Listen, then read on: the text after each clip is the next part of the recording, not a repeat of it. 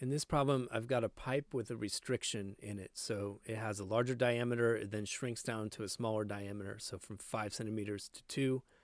I have the fluid speed in the fat part of the pipe, and I have the pressure there. And I want to find the fluid speed in the narrow part and the pressure in the narrow part. It's nice to have an index when you're doing these problems. So I'm going to call this point number 1 in the fat part, and then this will be point number 2 in the skinny part. So just to talk basic strategy for part A, I want the fluid speed in the constriction, and that is a continuity equation issue. So the continuity equation tells you how the fluid speed will change with changing cross-sectional area. And then in part B, I want the pressure in the constriction. That's a Bernoulli's equation problem. And I have P1 plus rho g y1 plus 1/2 rho v1 squared. It's P2 plus rho g y2 plus 1/2 rho v2 squared. So the gravitational potential energy density isn't playing a role in this problem. It's just this horizontal pipe. So that simplifies.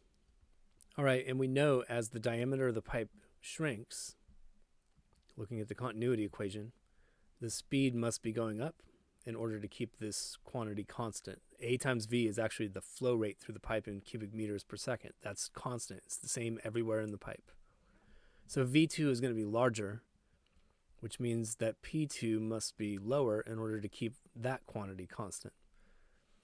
There's one little bit of prep work I want to do before we start to grind through the numbers, and that is to convert my PSI to pascals. When I do that, I get 172,375 pascals, just keeping a lot of precision there because we're just starting out in our calculation. So let's apply the continuity equation to find V2. And there's a lot of benefit to keeping this symbolic for a while. So the cross-sectional area is pi r squared, but r is d over 2. And when I square that, I get 1/4 pi diameter squared. This is going to save me some work to do it this way. So A1 is 1/4 pi d1 squared over 1/4 pi d2 squared. And my 1/4 pi's are going to cancel out. And I end up with this ratio of squared diameters, and I realize that that quantity is unitless, and I can work in non-standard units here, which has a lot of benefit. I don't have to change everything to meters. So this is just going to be 5 squared over 2 squared times V1, which was 0.85. And when I run the numbers, I get 5.31 meters per second. So it looks like a pretty substantial increase in speed at the constriction.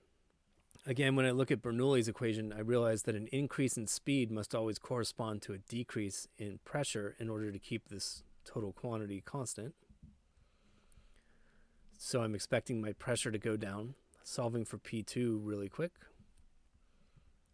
That's P1, and I'm going to do some factoring as I go, plus 1/2 rho V1 squared minus V2 squared. Notice that that term, the 1/2 rho and difference of the velocities squared, that's negative because V2 is larger than V1, and that's going to give me a reduction in pressure. Plugging in my numbers, we're dealing with water, so the density is 1,000 kilograms per cubic meter. And when I smash these numbers, I get 158,638 pascals. But I'm assuming here it's best to give the answer in PSI, since that's how we were given the original pressure in the large part of the pipe. So I'm going to take this and multiply by a conversion factor, 6,895 pascals for every PSI. When you run the numbers, you get 23.0 PSI. So our constriction has caused a drop of 2 PSI in the pipe. If you find the physics content on Zach's Lab helpful, click on the Zach's Lab logo on the right to browse playlists and subscribe to the channel. I produce over 100 new videos per month, and subscribing is the easiest way to find new content. Thanks for watching.